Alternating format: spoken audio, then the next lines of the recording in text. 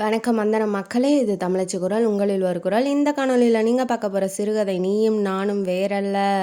காதல் அழகால வந்துட்டு என்ன பண்ணுறது, என்ன பிரச்சனை வருது, வாங்க இந்த கதைக்குள்ளே போய் தெரிஞ்சுக்கலாம்.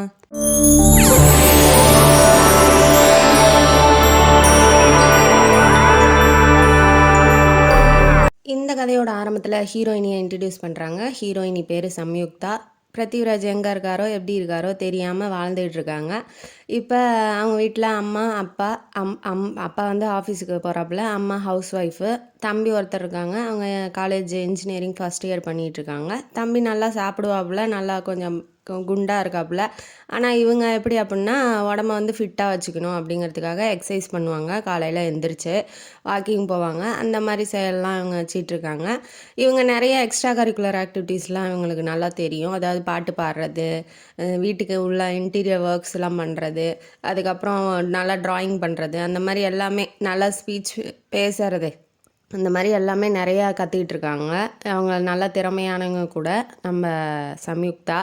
இப்போ எங்கே அவசர அவசரமாக கிளம்பிகிட்ருக்காங்க அப்படின்னா, நிலா டிவியில் காம்பேரிங்காக ஒரு இன்டர்வியூ நடக்குது. அதுக்காக இவங்க கலந்துக்கணும் அப்படிங்கிறதுக்காக இவங்க கிளம்பிகிட்ருக்காங்க. அம்மாட்ட சொல்லிட்டாங்க, எப்போதும் ஏதோ ஒரு வேலை முடிஞ்சால் வந்து அம்மா கையால் சாப்பிட்றது இவங்களுக்கு ரொம்ப பிடிக்கும் அப்படிங்கிறதுக்காக இப்போ சாப்பிட்டுட்டு இவங்க கிளம்பி போகிறாங்க இன்டர்வியூக்கு. போனோன்னே அங்கே நிறையா பேர், இவங்கள மாதிரியே நிறையா பேர் இருக்காங்க.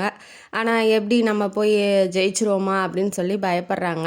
அதான் வந்து இப்போ எவன் எப்படி இருந்தால் என்ன, நமக்கு திறமை இருக்குது, நம்ம ஜெயிக்க முடியும், நம்ம நினச்சா கண்டிப்பாக வாழ்க்கையில் ஜெயிக்கலாம் அப்படிங்கிற ஒரு நல்ல விஷயத்த சொல்லிவிட்டு இவங்களும் அதே மாதிரியே நினச்சிட்டு இருக்கிறாங்க. சரி, நம்ம யார் என்ன பண்ணால் என்ன, நம்ம போய் நல்லதாக பண்ணிடுவோம், அவங்களுக்கு பிடிச்சா செலக்ட் பண்ணுறாங்க, பிடிக்கலனா விட்டுறாங்க, அந்த மாதிரி இவங்க நினச்சிட்ருக்காங்க. தன்னை பற்றி எந்த விதமான தாழ்வு மனப்பான்மையும் இல்லாமல் நம்மளால் முடியும்னு சொல்லிட்டு இவங்க உள்ளே போகிறாங்க. அவங்களும் இந்த ஸ்கிரிப்ட் மாதிரி கொடுத்து படிக்க சொல்கிறாங்க.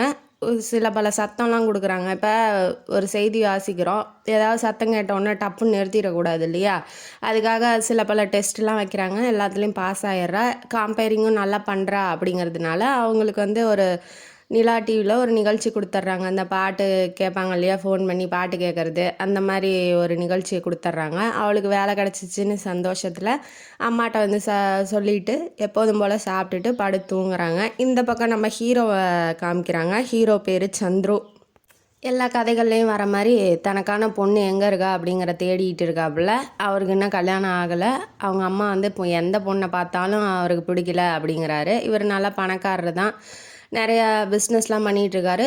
இளம் வயசுலேயே நல்லா சக்ஸஸான தொழிலதிபர், அதனால் கொஞ்சம் ஃபேமஸாக இருக்கார் சந்துரு. இப்போ இவங்களுக்கு எந்த பொண்ணை பார்த்தாலும் பிடிக்கல, ஏன்டா பிடிக்கலன்னு அவங்க அம்மா வந்து கேட்கும்போது, எனக்கு மனசுக்கு தோணணும், இவ தான் என் ஒய்ஃபு அப்படின்னு சொல்லிட்டு அந்த ஒரு கொள்கையோடு இருக்காப்புல. எந்த பொண்ணை பார்த்தாலும், அழகாக இருக்க பொண்ணை பார்த்தா கூட அவருக்கு வந்து பிடிக்கிறதில்ல. இப்போ ஒரு இடத்துல வந்து ட்ராயிங் கண்காட்சிலாம் போடுவாங்க இல்லையா, ஃபோட்டோலாம் வச்சு, அந்த தோலா படத்தில் கூட 4 கோடை போட்டு இது 50 லட்சம் அப்படின்னு சொல்லி வாங்கிட்டு வருவாங்களே, அந்த மாதிரி ஒரு கண்காட்சி நடக்குது. அதுக்கு வந்து இவர் ட்ராயிங்லாம் ரொம்ப பிடிக்கும் அப்படிங்கிறதுக்காக இவர் போகிறாரு. போகும்போது ஒரு ட்ராயிங்கை பார்க்குறாரு, ரொம்ப பிடிச்சிருக்கு. அதை வந்து ஒருத்தி எக்ஸ்பிளைன் பண்ணிகிட்டு இருக்கா. அவள் வேறு யாரும் இல்லை, நம்ம சம்யுக்தா ஹீரோயினி தான். அவருக்கு வந்து பார்த்தோன்னே பிடிச்சிருக்கு அவளை. சரி, இவளை எங்கேயோ பார்த்துருக்கோமே அப்படின்னு சொல்லி நினைக்கிறாரு. வேறு எங்கேயும் இல்லை, இவர் வந்து அவரோட ஃப்ரெண்டோட வெளியில் வந்துட்டுருக்காரு காரில். இவன் என்ன பண்ணுறான், இன்டர்வியூக்கு லேட்டாக இருக்குது, அதாவது அந்த நிலா டிவியில் இன்டர்வியூ நடந்துச்சு இல்லையா, அதுக்காக இவ கிளம்பி வேகமாக போயிட்டுருப்பா. அப்போ என்ன பண்ணியிருப்பார், இப்படி கிராஸ் பண்ணி அவள்கிட்ட இடிக்கிற மாதிரி போயிருப்பார். இவ கொஞ்சம் பைக்கை திருப்பி இப்போ இப்படி வேகமாக போயிருப்பா. அவன் வந்து பக்கத்தில் இருக்க ஃப்ரெண்டு பேர், அதாவது சந்துருவோட ஃப்ரெண்டு வந்து விஷ்ணு, அவர் என்ன சொல்லியிருப்பார் அப்படின்னா, அந்த பொண்ணை துரத்தி பிடிடா, எவ்வளோ தைரியம் இருக்குன்னா, இப்போ இடிச்சுருந்தா என்ன ஆயிருக்கும் அப்படிங்கும்போது இவர் என்ன சொல்கிறாருன்னா, எவ்வளோ தைரியமான பொண்ணு பற்றியா, எவ்வளோ லாபகமாக ஓட்டிகிட்டு போகிறா வண்டியை அப்படின்னு சொல்லியிருப்பாரு. என்னடா அவள் பக்கம் பேசுகிற அப்படின்னு அவன் சொல்லியிருப்பான். அப்பயே வந்து அவரை ஒரு சைடில் தான் பார்த்துருப்பாரு, ஆனால் முகம் வந்து ஞாபகம் இல்லை அவருக்கு. இப்போ வந்து நேரில் அந்த ட்ராயிங்கை பார்க்கும்போதுக்கு எக்ஸ்பிளைன் பண்ணிகிட்டு இருக்கும்போது அவள் தான் அப்படின்னு சொல்லி அவருக்கு ஞாபகம் வந்துடும். வந்தோடனே போய் பேசலான்னு போகிறாரு, உங்கள் ட்ராயிங் ரொம்ப நல்லா இருக்குது அப்படின்னு சொல்லிட்டு. ஆனால் அதுக்குள்ளே இன்னும் 2-3 பேர் வந்து அவள்கிட்ட பேசிகிட்டு இருக்கிறதுனால அவ்வளோவா அவரால் பேச முடியல. அந்த ட்ராயிங்கை மட்டும் வாங்கிட்டு வீட்டுக்கு வந்துடுறாரு. வீட்டுக்கு வந்தோடனே அந்த காம்படிஷன் நடத்துனாங்க இல்லையா ஹோட்டல், ஹோட்டலு. அதுக்கு ஃபோன் பண்ணி சம்யுக்தாவோட நம்பர் வாங்கிடுறாரு. ஃபோன் பண்ணுறாரு. ஃபோன் பண்ணும்போது இவங்க தான் எடுக்கிறாங்க. உங்கள் ட்ராயிங்லாம் எனக்கு ரொம்ப பிடிச்சிருக்கு. நீங்கள் எப்படி இப்படி அழகாக ட்ராயிங் பண்ணுறீங்க, உங்களுக்கு திறமை அதிகமாக இருக்குது அப்படின்னு சொல்லி இவர் வழியிறாரு. அங்கே அந்த பக்கத்துலேருந்து அவளுக்கு இது மாதிரி ஏகப்பட்ட கால்ஸ் வர்றதுனால அவள் அதெல்லாம் பெருசாக எடுத்துக்கல. ஆமாங்க, என்னோட குடும்பத்தை பார்த்துக்கிட்டு என் குழந்தைங்களையும் பார்த்துக்கிட்டு வரைகிறது ரொம்ப கஷ்டமாக தான் இருக்குது. என்ன சொல்கிறீங்க, உங்களுக்கு கல்யாணம் ஆயிடுச்சு அப்படின்னு சொல்லி கேட்குறான். ஆமாங்க, எனக்கு கல்யாணம் ஆயிடுச்சு, 2 குழந்தைங்க இருக்காங்க அப்படின்னாட்டி சரி நீங்கள் ரொம்ப நல்லா வரைகிறீங்கன்னு வச்சிட்றான். எப்படி வழியிறான் பாரு அப்படின்னு சொல்லிட்டு இவளும் வந்து வச்சிட்றா. ஏன்னா யாருன்னு தெரில அவளுக்கு. ஆனால் அந்த காம்படிஷனை அந்த கண்காட்சி மாதிரி போடுறாங்க இல்லையா, அதில் வந்து அவனை பார்த்துருப்பா. பார்த்தோன்னே இவன் ஏன் நம்மளையே பார்க்குறான் அப்படிங்கிற மாதிரி அவளும் நினச்சிருப்பா. ஆனால் இவன் தான் ஃபோன் பண்ணுறான் அப்படிங்கிறது அவளுக்கு தெரியாது. ஏன்னா பேர் ஒருத்தருக்கு ஒருத்தர் தெரியாது இல்லையா. ஆனால் அவனுக்கு தெரிஞ்சிருக்கும் சம்யுக்தா, அவள் பேர் வந்து சம்யுக்தா அப்படின்னு சொல்லி தெரிஞ்சிருக்கும். சந்துருவை வந்து அவளுக்கு தெரிஞ்சிருக்காது. இப்போ அடுத்ததாக எங்கே மீட் பண்ணுறாங்க அப்படின்னா, பேட்டி எடுக்கலாம் அப்படின்னு சொல்லி ஆஃபீஸுக்கு நம்ம சம்யுக்தா வந்திருப்பா. இதுக்கு முன்னாடி என்ன சீன் நடந்திருக்கும் அப்படின்னா, இவன் வந்து எப்போதும் போல் எந்திரிச்சு ஒரு பாட்டு, அந்த சுப்ரபாதம் மாதிரி அவங்க அம்மா போட்டு விடுவாங்க. அந்த பாட்டை கேட்டுட்டு தான் எந்திரிப்பான். அந்த பாட்டு வந்து ரொம்ப நல்லா இருக்கும், எப்போதும் இல்லாமல் டிஃப்ரெண்ட்டாக நல்லா இருக்குது. அதை போய் அவங்க அம்மாட்ட கேட்குறான், என்னம்மா இந்த பாட்டு யார் பாடினா, நல்லா இருக்கே அப்படின்னு சொல்லும் போது, ஏதோ ஒரு பொண்ணு புதுசாக பாடியிருக்காடா, அப்போ கோயிலில் கேட்டேன், அதனால தான் கேசட் வாங்கிட்டு வந்து போட்டிருக்கேன் அப்படின்னு சொல்கிறாங்க. அதுக்கப்புறம் டிவியில் பார்ப்பான், காம்பேரிங் பண்ணிகிட்டு இருப்பா இல்லையா. இந்த பொண்ணு நம்ம எங்கேயோ அவங்க கல்யாணம் ஆணுச்சு, குடும்பத்தை பார்த்துக்கிறேன்னு சொன்னோன்னே அந்த பொண்ணு வந்து அப்படியே மறந்துருப்பான். அவங்க வேலையை அவன் பார்த்துக்கிட்டு இருந்திருப்பான். 1 மாதம் கேப் இருந்திருக்கும். அதனால இவளை எங்கேயோ பார்த்துருக்கோமே அப்படின்னு சொல்லி நினைக்கிறான். ஆனால் டக்குன்னு அவள் தான் அப்படின்னு சொல்லி சம்யுக்தா தான் அப்படின்னு சொல்லி அவனுக்கு வந்து ஞாபகம் வரல. சரின்ட்டு அதை அப்படியே விட்டுறான். குழந்தைங்களுக்கெல்லாம் ஹெல்ப் பண்ணுறான். அதாவது ஆதரவற்ற குழந்தைங்களுக்கு இவன் போய் வீடு கட்டி தர்றது, படிப்புக்கு உதவி பண்ணுறது, அதெல்லாம் பண்ணிகிட்டு இருப்பான். அதனால் இவரை வந்து பேட்டி எடுக்கலாம் அப்படின்னு சொல்லி நிறையா சேனல் வந்து அப்ரோச் பண்ணிகிட்டு இருப்பாங்க. இவனுக்கு வந்து பிடிக்கல, அந்த பேட்டி எடுக்கிறது, நம்ம பிரபலப்படுத்திக்கிறதுலாம் அவனுக்கு பிடிக்கல. அப்படிங்கிறதுனால வேண்டான்னு சொல்லியிருப்பான். சம்யுக்தாவும் ஃபோன் பண்ணியிருப்பா, சார் இப்படி வந்து உங்களுக்கு இன்டர்வியூ எடுக்கிறதுக்கு வரலாமா அப்படின்னு சொல்லி. ஆனால் அவன் என்னன்றிருப்பான், எனக்கு வந்து பப்ளிசிட்டி பிடிக்கலங்க, வேண்டாம், நான் ஒன்றும் பெரிய காரியம்லாம் பண்ணல, என்னால் முடிஞ்ச அளவுக்கு தான் உதவி செஞ்சுருக்கேன், அதனால் வேண்டாம் அப்படின்னு சொல்லி ஆஃபீஸுக்கு ரூமை தட்டிட்டு உள்ளே போனோடனே இவன் வந்து ஆச்சரியப்பட்டுறான். இந்த பொண்ணை நம்ம எங்கேயோ அந்த காம்பேரிங் பண்ணுவாள்ல டிவியில், அவள் தானே நம்மளுக்கு கூட பிடிச்சிருந்துச்சு அப்படின்னு சொல்லி இவன் எந்திரிச்சு ஹலோன்னு சொல்கிறான். ஹலோ சார், நான் நிலா டிவிலேருந்து வரேன், இந்த மாதிரி இன்டர்வியூக்கு ஃபோன் பண்ணியிருந்தேன் இல்லையா அப்படின்னு சொல்லி கேட்கும்போது, இல்லைங்க, இப்போதைக்கு நான் இன்டர்வியூ கொடுக்குற இதில் நிலமையில இல்லை, எனக்கு பிடிக்கவும் இல்லை, அதனால் பப்ளிசிட்டிலாம் வேண்டாம் அப்படின்னு சொல்கிறான். சரி ஓகே சார் அப்படின்னு, உங்களுக்கு விருப்பம் தான், இந்தாங்க இந்த நம்பருக்கு என்னை கூப்பிடுங்க அப்படின்னு சொல்லி நம்பரை கொடுத்துட்டு கிளம்பி போயிடுறா. ஆனால் அவள் போனாலும் இவனுக்கு வந்து அவன் நினப்பாவே இருக்குது. இவளை எங்கேயோ பார்த்துருக்க, அப்போ அந்த பைக்கில் கார் முன்னாடி கிராஸ் பண்ணி வேகமாக போனாலே அவள் தானே அப்படின்னு சொல்லி அப்படியே உடனே ஞாபகம் வந்துடுது. டிவிலேயும் நம்ம இவளை தானே பார்த்தோம் அப்படிங்கிறது ஞாபகம் வந்துடுது. அப்போ நம்மளுக்கு அவளை பிடிச்சிருக்கோ அப்படிங்கிற மாதிரி அவன் யோசிக்கிறான். இந்த பக்கம் வந்து கார் ஒரு தவளை ரிப்பேர் ஆயிடுச்சு, அவன் நின்று ரிப்பேர் பண்ணிகிட்ருக்கான். அவங்க அம்மா காரில் வந்து கோயிலுக்கு போயிட்டுருக்காங்க. இறங்கி இவங்க போய் என்னம்மா ஏதாச்சுன்னு சொல்லி கேட்குறாங்க. ஏன்னா டிவியில் வந்து அவளை பார்த்துட்டு பிடிச்சிருக்குங்கிற மாதிரி அவன் சொல்லியிருப்பான். பார்த்தா இந்த மாதிரி பொண்ணாக பாருங்கம்மா அப்படிங்கிற மாதிரி, ஏன் இவளையே பார்த்தா என்ன அப்படின்னு சொல்லி அவங்க அம்மா நினச்சிக்கிட்டு அவள்கிட்ட போய் பேச ஆரம்பிக்கிறாங்க. என்னம்மாச்சு, ஏதாவது ஹெல்ப் வேணுமான்னு கேட்கும் போது, ஒரு வயசானவங்க வராங்க, யாருமே கண்டுக்காதப்ப இவங்க வந்து கேட்குறாங்களே அப்படின்னு இவ சிரிச்சுக்கிட்டே, இல்லைம்மா ரிப்பேர் ஆயிடுச்சு அப்படிங்கிறான். சரி வாமா, நான் வந்து உன்னை ட்ரா பண்ணிடுறேன், உனக்கு கார் ஓட்ட தெரியுமாம்மா அப்படின்னு சொல்லி கேட்குறாங்க. எனக்கு தெரியும் ஆண்டி அப்படிங்கும்போது, சரி டிரைவரை கூப்பிட்டு இந்த காரை ரிப்பேர் பண்ணி நீ எடுத்துகிட்டு வந்துருப்பா அப்படின்னு சொல்லிட்டு இவங்க வீட்டில் கொண்டு போய் இறக்க நிற்கிது. இறங்கி உள்ளே போகிறாங்க. அதாவது சந்துருவோட வீட்டுக்குள்ளே, இப்போ அவங்க கார் ரிப்பேர் ஆகி வரணும் இல்லையா, சந்துருவோட வீட்டுக்குள்ளே அந்த சந்துருவோட அம்மாவும் நம்ம சம்யுக்தாவும் உள்ளே போகிறாங்க. போனோன்னா நீ உட்காருமா, நான் காஃபி எடுத்துகிட்டு வரேன்னு சொல்கிறாங்க. இவங்க உள்ளே போயிடுறாங்க. இப்போ சந்துரு வந்து ஆஃபீஸ் முடிஞ்சு உள்ளே வந்துடுறான். வந்தோன்னா இவங்க எப்படி இங்கே வந்தாங்க, இன்டர்வியூக்காக வீடு தேடியே வந்துட்டாங்களா அப்படிங்கிற மாதிரி அவன் நினைக்கிறான். அவன் பிடிக்கலன்னு சொல்லிட்டான். மீறி மீறி அவங்க விருப்பத்துக்கு எதிராக வந்து இந்த மாதிரி இன்டர்வியூக்காக வீடு தேடி வர்றது அவனுக்கு பிடிக்கல. அதனால் கொஞ்சம் சத்தம் போடுற மாதிரி பேசிடுறான். எத்தனை வாட்டி உங்கள்கிட்ட சொல்கிறது, இன்றைக்கி தான் இன்டர்வியூ கொடுக்க பிடிக்கலன்னு சொல்லிட்டேனே, ஏன் திரும்ப திரும்ப வந்து வற்புறுத்துறீங்க அப்படிங்கிற மாதிரி அவன் கொஞ்சம் ஹார்ஷாக பேசிடுறான். பேசினோன்னே இவளுக்கு என்ன சொல்கிறதுனே ஒன்றுமே புரியல. இப்போ அவனை பார்த்து நல்லா நல்லா பேசிகிட்டு இருந்தவன் டக்குன்னு வந்து கோவமாக பேசுகிறத பார்த்தோன்னா அவளுக்கு வார்த்தையே வரல, என்ன சொல்கிறதுன்னு ஒன்றுமே புரியல. இவன் இப்படி கூட பேசுவானா அப்படிங்கிற மாதிரி அவன் நினைக்கிறா. உடனே அவங்க அம்மா உள்ளேருந்து வந்து, டே உனக்கு தெரியுமாடா சம்யுக்தாவா அப்படின்னு சொல்லி கேட்குறான். இந்த டிவியில் கூட நீ பார்த்துட்டு பிடிச்சிருக்குன்னு சொன்னியே அப்படின்னோடனே அவருக்கு வெக்கமாயிருது. இல்லைடா அவள் கார் ரிப்பேர் ஆயிடுச்சு, நான் தான் கூட்டிகிட்டு வந்தேன் அப்படின்ன வாட்டி, ஓ இவ வந்து இன்டர்வியூக்காக வரல, நம்மள் தான் தப்பாக பேசிட்டோம், ஓகே சாரி சம்யுக்தா என்னை மன்னிச்சிருங்க அப்படின்னு சொல்லி அவர் சொல்கிறாரு. சொன்னோன்னே அந்த அம்மா என்ன சொல்கிறாங்க, போய் வீடெல்லாம் சுற்றி காமிடா அவளுக்கு அப்படின்னு சொல்லி சொல்கிறாங்க. ஒவ்வொரு ரூமாக சுற்றி காமிச்சிட்டு கடைசியாக அவனோட ரூமுக்கு கூட்டிகிட்டு போகிறான். கூட்டிகிட்டு போனோன்னா அவன் வரைஞ்ச அந்த பெயிண்டிங் வந்து பெருசாக மாட்டி வச்சுருக்கான். இந்த பெயிண்டிங் உங்களுக்கு எப்படி கிடச்சிச்சிங்கும் போது, நான் தான் வாங்கியிருந்தேன், ஒரு குடும்ப தலைவி சூப்பராக வரைஞ்சிருக்காங்க, அதனால தான் வாங்கியிருந்தேன் அப்படின்னு சொல்லி சொல்கிறாங்க. அவங்கள பார்த்துருக்கீங்களான்னு வாட்டி, அந்த சான்ஸ் தான் கிடைக்கல அப்படின்னு சொல்கிறாங்க. பார்க்கலன்னா இப்போ நேரில் பார்த்துக்கோங்களேன் அப்படின்னு சொல்லி சொல்லும் போது, நீயா வரைஞ்ச, ஓ அப்போ அந்த கண்காட்சியில் எக்ஸிபிஷனில் பார்த்தது உன்னதானா அப்படின்னு சொல்லி திரும்ப அவளே ஞாபகத்துக்கு வந்துட்டா. உடனே அந்த ட்ராயிங் கீழே சைன் பண்ணுவாங்க இல்லையா, அந்த மாதிரி அவளும் திரும்ப சைன் பண்ணும்போது அவள் தான் அப்படின்னு சொல்லி அவன் ஒத்துக்கிறான். ஆனால் நீங்கள் ஏன் அன்றைக்கி கல்யாணம் ஆன மாதிரி என்கிட்ட பேசுனீங்க அப்படின்ன வாட்டி, இந்த மாதிரி பேசினா தான் வந்து நிறையா பேர் கால் பண்ணி டிஸ்டர்ப் பண்ணாமல் இருப்பாங்க, அதுக்காக தான் நான் அப்படி பேசினேன் அப்படின்னு சொல்லி சொல்கிறாங்க. சொன்னோன்னே ரெண்டு பேரும் சரி ஓகே, ரொம்ப அழகாக இருக்கீங்க, கம்பேரிங் பண்ணுறீங்க, ட்ராயிங் பண்ணுறீங்க, இவ்வளோ நல்லவங்களாக இருக்கிறீங்க, உங்கள்கிட்ட ஃப்ரெண்ட்ஷிப்பாக இருக்கிறது எனக்கு ரொம்ப பெருமையாக இருக்கும், என்னை ஃப்ரெண்டாக ஏற்றுக்கிறீங்களா அப்படின்னு சொல்லி சந்துரு வந்து அப்ரோச் பண்ணுறாரு. அவளுக்கும் வந்து பார்த்தோன்னே பிடிச்சிருக்கு. சரி நம்ம ட்ராயிங்கை ரசிக்கிறாரு, நம்மளையும் டிவியில் ரசிக்கிறாரு, நம்மளும் ரசித்தா போச்சுன்னு அவளும் வந்து ஃப்ரெண்ட்ஷிப்புக்கு ஓகே சொல்லிடுறா. ரெண்டு பேரும் ஃபோன் நம்பர் எக்ஸ்சேஞ்ச் பண்ணிக்கிறாங்க. ரெண்டு பேரும் மாறி மாறி பேசிக்கிறாங்க. இப்போ வீட்டுக்கு வந்து அவங்க அம்மா கையால் சாப்பிட்ணுன்னு ஆசையாக வந்தவளுக்கு இப்போ சாப்பாடு பசியே இல்லை. அவன் ஃபோன் எப்படா வரும், அவன் எப்படா நம்மள்கிட்ட பேசுவான் அப்படிங்கிற மாதிரியே அவளோட நினப்பு ஃபுல்லாக அந்த ஃபோன்லேயே இருக்குது. எப்போதும் போல் மாறி மாறி பேசிக்கிறாங்க. ஒருத்தருக்கு ஒருத்தர் ரொம்ப பிடிச்சிருக்கு. ரொம்ப லவ்வில் வந்து ரெண்டு பேரும் பண்ண ஆரம்பிக்கிறாங்க. இப்போ சந்துருவோட பர்த்டே வருது. அவனுக்கு சர்ப்ரைஸாக வந்து நம்ம சம்யுக்தா வந்து நைட்டு 12 மணிக்கே ஃபோன் பண்ணி விஷ் பண்ணுறா. நீங்கள் 100 வருஷம் நல்லா இருக்கணும், என்னுடைய பிறந்தநாள் வாழ்த்துக்கள் அப்படின்னு சொல்லும் போது இவளுக்கு எப்படி தெரியும், அப்போ நம்மளை நோட்டீஸ் பண்ணுறா, நம்மளுக்கு அவளை பிடிச்சிருக்க மாதிரி அவளுக்கும் நம்மளை பிடிச்சிருக்காட்டுங்க அப்படின்னு சொல்லி நினைக்கிறான்.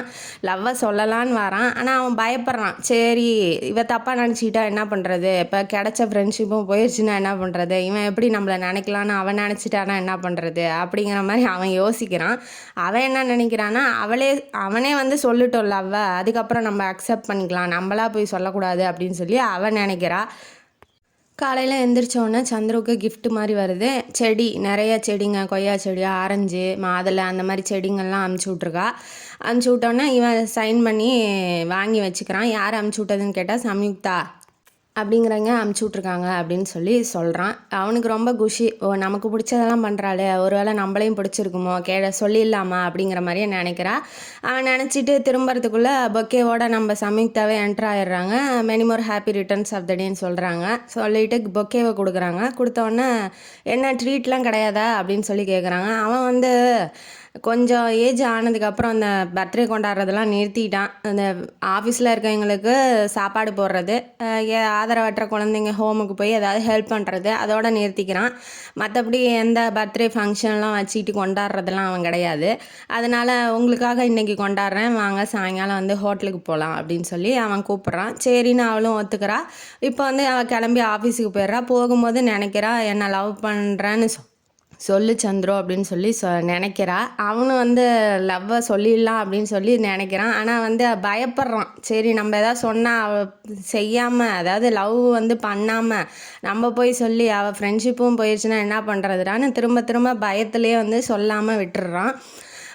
சரின்னு சாயங்காலம் ஈவினிங் அந்த டின்னரை முடிச்சுட்டு வரும்போது கூட அவன் எதுவுமே சொல்லலை. சும்மா பார்த்துக்கிறாங்க லவ்வோட, அதோட சரி. அதுக்கப்புறம் ஒரு இன்டர்வியூ கொடுத்துருப்பா. அந்த இன்டர்வியூ வந்து பத்திரிக்கையில் வந்திருக்கும். உடனே அவன் ஃப்ரெண்டு வந்து என்ன சொல்கிறான், இந்த மாதிரி இன்டர்வியூ கொடுத்துருக்காங்களே பாத்தியாடா அப்படின்னு சொல்லி கேட்கும்போது, இல்லைடா பார்க்கல அப்படின்னு சொல்கிறான். இந்த இன்டர்வியூ இந்த பத்திரிக்கையில் தாண்டா வந்திருக்கு அப்படின்னு சொன்னோன்னே வெடுக்குன்னு பிடுங்குறான். அதுலேருந்தே அவன் தெரிஞ்சுக்கிட்டான் இவன் லவ் பண்ணுறான் அப்படின்னு சொல்லிட்டு.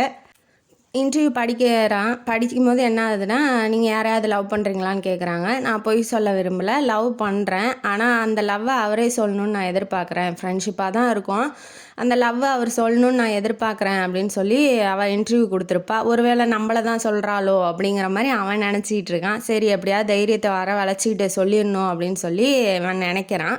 வீட்லேயும் தெரிஞ்சிருக்கும் இல்லையா அவள் இன்டர்வியூ கொடுத்தது. அவங்க அப்பா எப்படி அப்படின்னா ஃப்ரீடம் கொடுத்துட்டாரு. சரி நீ உன் இஷ்டத்துக்கு என்ன வேணாலும் பண்ணிக்கோமா அப்படிங்கிற மாதிரி ஃப்ரீடம் இருக்கிறதுனால அவளும் தப்பாக யூஸ் பண்ணல.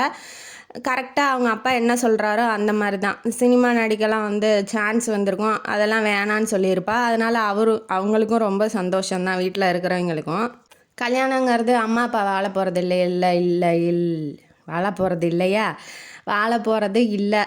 அதாவது அவங்க பொண்ணு தான் வாழ போகிறாங்க அப்படிங்கிறதுனால, உனக்கு யார் விருப்பமோ சொல்லுமா, நான் கல்யாணம் பண்ணி வச்சிட்றேன் அப்படிங்கிற மாதிரி தான் அவங்க வீட்டில். எந்த தடையும்லாம் கிடையாது. என்னம்மா லவ் பண்ணுறங்கிற, எப்படி இன்டர்வியூ கொடுத்துருக்க, என்னாச்சு, நான் வேணா போய் அந்த பையன்கிட்ட பேசட்டுமா அப்படின்னு சொல்லி கேட்குறாங்க. இல்லைப்பா, முதல்ல லவ்வை சொல்லட்டும், அதுக்கப்புறம் மேற்கொண்டு பண்ணி பார்த்து பேசிக்கலாம் அப்படின்னு சொல்லி அவ சொல்கிறா. சொன்னோன்னே சரிம்மான்னு சொல்லி வீட்டில் அவ்வளோவா எதிர்ப்பு இல்லை. அவளுக்கு வந்து இன்டர்வியூ கொடுத்துட்டோம் ஏதாவது சொல்லுவாங்களோ அப்படின்னு நினச்சிட்டு இருந்திருப்பா. ஆனால் அந்த மாதிரி எதுவும் நடக்கலாங்கும் போது ரொம்ப ரிலாக்ஸ் ஆகிட்றா. உடனே சார் என்ன பண்ணுறாரு, சரி லவ்வை எப்படியாவது சொல்லிடணும் அப்படின்னு நினைக்கிறாரு. அதுக்காக அந்த நிலா டிவி இருக்கு இல்லையா, அவள் கம்பேரிங் முடிச்சுட்டு வெளியில் வரும்போது இவர் காரில் வெயிட் பண்ணிகிட்ருக்காரு. சொல்லலான்னு வராரு, ஆனால் தைரியம் வரல, நேரில் பார்க்கவும் தைரியம் வரல. சரி நான் கிளம்புறேன், இந்த வழியாக வந்தேன், உன்னை பார்க்கலான்னு வந்தேன்னு சொல்லி கிளம்பி போயிடுறாரு. இந்த தடவையும் அப்செட் ஆகிடுறா, ஒன்றுமே சொல்லாமல் போகிறாரு அப்படிங்கிற மாதிரி. உடனே ஃபோனுக்கு மெசேஜ் வருது, ஐ லவ் யூ சம்யுக்தா அப்படின்னு சொல்லிட்டு. இந்த மாதிரிலாம் வந்து ஒளிவு மறைவாலாம் சொன்னால் நான் ஏற்றுக்க மாட்டேன். எல்லாருக்கும் தெரிஞ்ச மாதிரி சத்தம் போட்டு சொல்லணும். அதாவது இந்த மௌனராகம் படத்தில் ரேவதி வந்து கார்த்திகிட்ட சொல்கிற மாதிரி இவ சொல்கிறா. சொன்னோடனே சரி ஓகே அப்படின்னு சொல்லிட்டு அவங்க அந்த சந்துருக்கிட்ட வந்து எந்த ஃபோனும் வரல. மறுநாள் எந்த மெசேஜும் வரல, நேர்லையும் வந்து பார்க்கல. அப்படிங்கும்போது அவள் ரொம்ப அப்செட் ஆகி திரும்ப ஆஃபீஸுக்கு போகிற மாதிரி போனோன்னே பெரிய பேனராக அடித்து வச்சிடறான். என் இதயத்தில் நீ மட்டும்தான் இருக்க சம்யுக்தா, ஐ லவ் யூ அப்படின்னு சொல்லி பேனரே அடித்து வச்சிடறான். அடித்து வச்சோடனே அவளுக்கு ரொம்ப குஷி. எல்லாம் ஆஃபீஸில் இருக்கவங்களாம் கிண்டல் பண்ணுறாங்க. இவள் உடனே வந்து சந்துருவை பார்க்கறதுக்காக ஆஃபீஸுக்கு போகிறா. எப்படி உங்களுக்கு இவ்வளோ தைரியம் வந்துச்சு அப்படின்னு சொல்லி கேட்கும் போது, ஏன் எனக்கு தைரியம் வராமல் என்ன, நீ என் வாழ்க்கையோட பொக்கிஷம், உன்னை வந்து அடையிறது எனக்கு ரொம்ப சந்தோஷம், நீயே சொல்லும் போது எனக்கு என்ன அப்படின்னு சொல்லி ஹக் பண்ணி கிஸ் பண்ணுறாப்புல. அவளும் வந்து ஹக் பண்ணிக்கிறா. ஏன்னா 2 பேரும் ஒருத்தருக்கு ஒருத்தர் காதலிக்கிறாங்க இல்லையா. நல்லபடியாக ஒரு கல்யாணம் முடிஞ்சிருச்சு. முடிஞ்சோடனே ஹனிமூன்லாம் கொண்டாடிட்டு நல்லபடியாக இருக்கிறாங்க ஹஸ்பண்ட் அண்ட் ஒய்ஃபாக. ஆப்வியஸாக 3 மாதம் கழித்து அந்த அம்மா வாந்தி எடுக்கிறாங்க. வாந்தி எடுத்தோடனே உங்களுக்கு ஒரு குட் நியூஸு, நான் வந்து ப்ரெக்னெண்ட்டாக இருக்கேன்னு சொன்னோடனே அவர் வந்து ஷாக் ஆகிடுறாரு. என்ன சொல்கிறா, ப்ரெக்னெண்ட்டாக, வேண்டாம் குழந்தையெல்லாம் இப்போதைக்கு வேண்டாம், உன் அழகெல்லாம் கெட்டு போயிடும் அப்படின்னு சொன்னோன்னே அவளுக்கு வந்து தூக்கி வாரி போட்டுருது. என்ன சொல்கிறீங்க, அழகு கெட்டு போயிருமா? ஏங்க இப்போ குழந்த பெற்றுக்கிட்டா தான் ஒரு தாய்மை உணர்வு, ஒரு பெண்ணுன்னு பிறந்ததுக்கே வந்து ஒரு நல்ல விஷயம். அதை போய் வந்து வேண்டாம் அழகு கெட்டு போயிருன்னு சொல்கிறீங்க, எனக்கு ஒன்றுமே புரியலையே அப்படின்னு சொல்லி அவள் வந்து சொல்கிறா. சொன்னோன்னே இல்லை இப்போதைக்கு குழந்த வேண்டான்னு நான் நினைக்கிறேன் அப்படின்னு சொன்னாலும் அங்கே அவள் வந்து அதுக்கு மேலே பேசலை. ஏன்னா இதுக்கு மேலே பேசினா சண்டை வந்துடும் அப்படிங்கிற மாதிரி. இவன் காலையில் எப்போதும் போல் எந்திரிச்சு அந்த ஜாகிங்கு அந்த எக்ஸசைஸ் பண்ணுறதுக்கெல்லாம் எழுப்பி விடுவான், சீக்கிரம் போகணும். அதெல்லாம் அவளுக்கு வந்து இப்போ குறுகுறுன்னு இருக்குது. ஏன்னா இப்போ அழகுங்கிறான், இப்போ நம்ம அசிங்கமாயிட்டா குழந்த பெற்று இவன் விட்டுட்டு போயிடுவானோ அப்படிங்கிற மாதிரி அவன் நினைக்கிறா. சின்ன காய்ச்சலோ இல்லை முகத்தில் பரு வந்தால் கூட விட மாட்டான், உடனே போய் டாக்டர்கிட்ட காமிச்சு சரி பண்ணிடுவான். அப்படிங்கும்போது இந்த குழந்தையால ஏதாவது பிரச்சனை வந்துருமோ அப்படிங்கிற மாதிரி அவள் நினைக்கிறா. அதனால அதிகமாக பேசுறதில்ல. இவன் வந்து நல்லா தான் கவனிச்சுக்கிறான் அவளை. நான் பரவாயில்ல, அப்பா இல்லையா, அப்பாவா ஆயிட்டான், ஒரு பொறுப்பு வரும் இல்லையா, அதனால அவனும் வந்து நல்லா கவனிச்சுக்கிறான் அவளை. நல்லபடியாக சாப்பாடு ஊட்டுறான், மருந்து மாத்திரையெல்லாம் தரான். அந்த குழந்தைய பற்றி எந்த விஷயமும் அவன் பேசலை. ஆனால் நைட்டில் உட்காந்து ரொம்ப நேரம் யோசிக்கிறான். இவளும் வந்து கேட்கலான்னு எந்திரிப்பா. யோசிச்சா என்னங்க என்னாச்சுன்னு சொல்லி கேட்கலான்னு எந்திரிப்பா. ஆபியஸாக அவன் என்ன சொல்ல போகிறான், குழந்தை வேணான்னு சொல்ல போகிறான். ஐயோ அவன்கிட்ட போய் பேசினா சண்டை தான் வரும்னு சொல்லிட்டு இவளும் அமைதியாக படுத்துட்றா. எந்த விதமான அந்த குழந்தைய பற்றி வேணுமா வேணாமாங்கிற ஒரு கான்வர்சேஷனே போகலை. இவ 5 மாசத்துல இருக்கா. டிராயிங் அந்த எக்ஸிபிஷன் நடத்துவாங்க இல்லையா, அந்த மாதிரி இவளோட டிராயிங்ஸ்லாம் ஒரு இடத்துல வச்சுருப்பா. நான் போய் பார்க்கணும் அப்படின்னு சொல்லி சொல்கிறா. ஆனால் அவன் விட மாட்டேங்கிறான். நீ தனியாக போகாத, வீட்லேயும் அம்மா வேணால் கூட்டிகிட்டு போகும்போது அம்மாக்கே உடம்பு சரியில்லை, நான் எப்படி கூட்டிகிட்டு போகிறது, இல்லைனா டிரைவர் அனுப்பிச்சி விட்றேன், நீங்கள் போய் அவன் வர்றதுக்குள்ளே லேட் ஆயிருங்கிறா. இல்லைனா நானே ட்ராப் பண்ணிட்டு போகிறேன்னு சொல்கிறாரு. வேண்டாம் வேண்டாம் நானே போய்க்கிறேன்னு சொல்லி இவன் அடம்பிடிச்சி போகிறா. ஆல்ரெடி லேட் ஆயிடுச்சுன்னு காரை வேற வேகமாக ஓட்டுறாள. லாரியில் ஆக்சிடெண்ட் ஆகி அந்த கார் 2-3 தடவை உருண்டு இவ அப்படியே மயக்கத்தில் கிடந்து இப்போ ஹாஸ்பிட்டலில் ஒரு 10-15 நாளாக நினைவு இல்லாமல் இருக்கா. ஆப்வியஸாக அந்த குழந்தை கலைஞ்சிருக்கும் இல்லையா. ஏன்னா ஒரு 2-3 மந்த்து தான் இருக்கும்னு நினைக்கிறேன். 5 மாதம் இல்லை, 3 மந்த்ஸ் தான் இருக்கும். இப்போ குழந்தையும் கலைஞ்சிருது. என் வாயை வச்சுக்கிட்டு இவன் சும்மா இருந்தால் தானே, உருவாகும் போதே வேணான்னு சொன்னால் அது உருப்பிடுமா. ஐயோ கடவுளை. அப்புறம் என்ன பண்ணுறான், இவன் நல்லா தான் பார்த்துக்கிறான் ஒய்ஃபை. அந்த கண்ணாடிலாம் முகத்தில் ஃபுல்லாக கிழிச்சிருக்கும் அவளுக்கு. அதெல்லாம் வந்து தையல் போட்டு கட்டியிருக்காங்க முகத்தை. இருந்தாலும் அவளால் முகத்தை பார்க்க முடியல. 15 நாளாக வந்து மயக்கத்தில் இருந்ததுனால இவன் வந்து மெடிசனும் சாப்பாடு வாங்குறதுக்கு வெளியில் போயிருப்பான். கட்டெல்லாம் பிரிச்சிருப்பாங்க. போய் முகத்தை பார்க்கும்போது அவளுக்கே அவள் முகத்தை பார்க்க பிடிக்கல. ஏற்கனவே இவன் அழகுங்கிறான். இந்த முகத்தை வச்சுக்கிட்டு இவன் நம்மளோட வாழுவானா. ஐயோயோ என்னடா பண்ணுறது. அவளுக்கு வந்து தாழ்வு மனப்பான்மை வந்துருச்சு. சரி இவன் வந்து நம்மள்ட்ட வாழ போகிறதில்ல, நம்ம ஏன் உயிரோடு இருந்துக்கிட்டு அப்படின்னு சொல்லிட்டு இவன் என்ன பண்ணுறா, லெட்டர் மாதிரி எழுதி வச்சிட்றா. நான் உங்களோட வாழ தகுதி இல்லை, அதனால் நான் உங்களை விட்டு போயிடுறேன் அப்படின்னு சொல்லிட்டு லெட்டர் மாதிரி எழுதி வச்சுட்டு போயிட்டா. இவன் வந்து இப்போ ஃப்ரூட்ஸ், பழம், சாப்பாடு, மெடிசன்லாம் வாங்கிட்டு இப்போ ஹாஸ்பிட்டலுக்கு வரான். வந்தோடனே எல்லாம் கூட்டமாக நின்றுட்டுருக்காங்க. என்னாச்சு, ஐயோ என்னடா ஆச்சு, செத்துக்கிட்டு போயிட்டாலா, நல்லா தானடா இருந்தா அப்படின்னு சொல்லிட்டு இவன் ஓடுறான். ஓடி பார்க்கும்போது அந்த லெட்டரை கொடுக்குறாங்க. இவனுக்கு தலையில் இடி விழுந்துருச்சு. என்னாச்சு, ஐயோ இவ ஏன் என்கிட்ட ஒரு வார்த்தை கூட பேசாமல் இவன் ஏன் இவெல்லாம் முடிவெடுத்துட்டு போகிறா அப்படிங்கிற ஏதாவது இவன் கேட்டிருந்து அவள் ஏதாவது பேசியிருந்தா அவன் என்ன நினச்சிக்கிட்டான்னா நம்மளை ஒரு தொல்லையாக பாரமாக அவன் பார்க்கக்கூடாது அப்படிங்கிற மாதிரி அவன் நினச்சிக்கிட்டு போயிட்டா. ஒரு வார்த்தை கூட சொல்லாமல். இவன்கிட்ட தொல்லையோ பாரமாக இவன் வாயால் கேட்டுட்டுல அவள் போயிருக்கணும் அப்படிங்கிறது என்னோட கருத்து. உடனே இவன் போய் என்ன பண்ணுறான், லெட்டரை வாங்கிட்டு ரொம்ப அப்செட் ஆகிட்டான். நான் என்ன தப்பு பண்ணேன்னு இப்போ என்னை விட்டுட்டு ஓடினாவ, எனக்கு ஏன் தண்டனை தரணும், பைத்தியக்காரியாவ, என்கிட்ட ஒரு வார்த்தை கூட சொல்லாமல் ஓட வேண்டிய அவசியம் என்ன இருக்குது அப்படிங்கிற மாதிரி இவன் டென்ஷன் ஆகி வீடு வீடாக போய் தலாவறான். ஹாஸ்பிட்டலில் சுற்றுறான். அதுக்கப்புறம் அவங்க அம்மா வீட்டில் போய் தேடுறான். வேலை செய்கிற தகவலாம் போய் தேடுறான். எங்கேயுமே காணோம். இப்படியே 6 மாதம் போயிடுச்சு. தலைவர் ரொம்ப அப்செட் ஆகிட்டார். தொழிலையும் கான்சன்ட்ரேஷன்லாம் பண்ண முடியல அவனால் ரொம்ப அப்செட் ஆகிட்டான். சம்யுக்தாவோட ஃபோட்டோ வச்சு தேடினா கூட இப்போ அவள் கிடைப்பாளான டவுட்டு தான். ஏன்னா இப்போ முகத்தெல்லாம் வந்து தையல் போட்டிருக்காங்க. அவள் முகம் மாறிடுச்சு இல்லையா. அப்போ பழைய ஃபோட்டோவை வச்சு தேடிட்டு இருந்தால் எப்படி கிடைக்க மாட்டா இல்லையா. அதனால் அவங்க தேடுறதுக்கு சிரமப்படுறாங்க. அவங்க அம்மா அப்பாவும் தேடுறாங்க, எங்கேயுமே கிடைக்கல. ஒரு நாள் அவன் ஃப்ரெண்டு இருக்கான் இல்லையா, அவன் வந்து ஆந்திரா பக்கமாக போயிருப்பான். தமிழ்நாடு ஆந்திரா பார்டர்லேயும் ஒரு கோயில் இருக்குது. அங்கே போய் வேண்டுனா எல்லாம் நினச்சதெல்லாம் நடக்கும், பிள்ளையார் கோயில் அப்படின்னு சொல்லிட்டு அவன் போயிருப்பான். அங்கே வந்து அந்த கோயிலை சுத்தம் பண்ணிட்டு சாப்பாடு சாப்பிட்ற பொண்ணை வந்து பார்த்துருப்பான். அந்த பொண்ணுக்கு விசாரிச்சிருப்பான். அந்த பொண்ணு வந்து 6 மாதம்தான் ஆகுது. அவள் பார்க்கறதுக்கு சம்யுக்தா மாதிரி தான் இருக்கா அப்படிங்கிற மாதிரி இவன் யோசிச்சுட்டு வந்து ஃப்ரெண்டுக்கிட்ட, அதாவது நம்ம சந்துருக்கிட்ட சொல்கிறான். சொன்னோன்னே வாடா இப்போ உடனே போய் பார்த்துடலாம், அவளாக கூட இருக்கலாம் அப்படின்னு சொல்லி. ஏன்னா இவனுக்கு என்னன்னா ஒய்ஃபு செத்துருக்க மாட்டா, நம்மளை விட்டு எங்கேயும் போயிருக்க மாட்டாங்கிற ஒரு உறுதியாக நம்புறாப்புல. அதனால இவர் வந்து என்ன பண்ணுறாரு, உடனே கிளம்பி போகிறாரு. போகும்போது இவன் என்ன சொல்கிறான்னா, அங்கே போய் சத்தம் போடாத, கத்தாத, ஏன்னா அது வந்து வேறு பார்ட்ரு. நம்ம போய் தேவையில்லாமல் போய் கையை பிடிச்சி இழுத்து ஏதாவது கேட்டு சண்டை கண்டை வந்துருச்சுன்னா அடித்து போட்டானுங்கன்னா என்னடா பண்ணுறது. அதனால் பொறுமையாக முதல்ல தூரத்துலேருந்து பாரு அவளான்னு அப்படின்னு தெரிஞ்சுக்கிட்டு நீ போய் கிட்ட போய் பேசு அப்படின்னு சொல்கிறாப்புல. இவனும் வந்து கோயிலுக்கு போயிடுறான். போனோடனே தூரத்துலேருந்து பார்க்குறான். எல்லாம் சாப்பிட்டு முடிப்பாங்க இல்லையா, அந்த பிளேட்லாம் எடுத்து டஸ்ட்பினில் போட்டு கூட்டிகிட்டு அங்கேயே வந்து சுத்தம் பண்ணிட்டு கிடைக்கிற சாப்பாடை சாப்பிட்டுட்டு இருக்கா. எப்படி வாழ்ந்தவ எப்படி வாழ்கிறா பாருங்க. அதான் அழகுங்கிறது நிரந்தரம் கிடையாது. அவள் அழகை பற்றி பெரிய ஆராதனைலாம் பண்ணல. இருந்தாலும் ஏன் வேகமாக போவானே, ஆக்சிடெண்ட் ஆகி போய் இப்படி வந்து கஷ்டப்படுவானே. எதாக இருந்தாலும் யோசித்து வாழ்க்கையில் பண்ணணும் அப்படிங்கிறது என்னோட கருத்து. இப்போ வாழ்க்கை எப்படி வேணாலும் மாறலாம், எப்போ வேணாலும் அப்படிங்கிறது இது ஒரு எக்ஸாம்பிள். இப்போ இவர் வந்து தூரத்துலேருந்து பார்க்குறாரு. அவன் தான்டா, சம்யுக்தா தான்டா, சமின்னு சொல்லி கிட்ட போகிறாரு. இவனை பார்த்தோன்னே அவளுக்கு அதிர்ச்சி, எப்பட்றா கண்டுபிடிச்சான் இவன் அப்படிங்கிற மாதிரி. அதுவும் இல்லாமல் ரொம்ப நாள் பிரிஞ்சிருக்கா இல்லையா ஹஸ்பண்டை விட்டுட்டு. அதனால் அந்த ஏக்கமும் அழுகையும் வருது அவளுக்கு. இருந்தாலும் அவன் முன்னாடி நிற்கிறதுக்கு அவளுக்கு கூச்சமாக இருக்குது. அந்த முகத்தை வச்சுக்கிட்டு நிற்க என்ன கூச்சம் வேண்டி கிடக்க, ஹஸ்பண்டு தானே அப்படின்னு சொல்லி எனக்கு தோணுது. அப்புறம் அவன் வந்து மூஞ்ச மறைச்சிக்கிட்டே ஓடிடுறா. இவனும் பின்னாடியே ஓடுறான். அங்கே இருக்கிறவங்களாம் என்ன நினச்சாங்க, பொண்ணு ஓடுறான், இவன் பின்னாடியே ஓடுறான். அப்போ ஆப்வியஸாக தப்பாக தானே நினச்சிருப்பாங்க. அவனை சுற்றி அடிக்கிறதுக்கு போகும்போது உடனே இவன் வந்து தடுத்து நிறுத்திடுறா. வேண்டாம் அடிக்காதீங்க, தெரிஞ்சவர் தான் அப்படின்னு சொல்லிட்டு, பேசுமா அப்படின்னு சொல்லி அவன் ஃப்ரெண்டு வந்து விட்டுட்டு போகிறான்.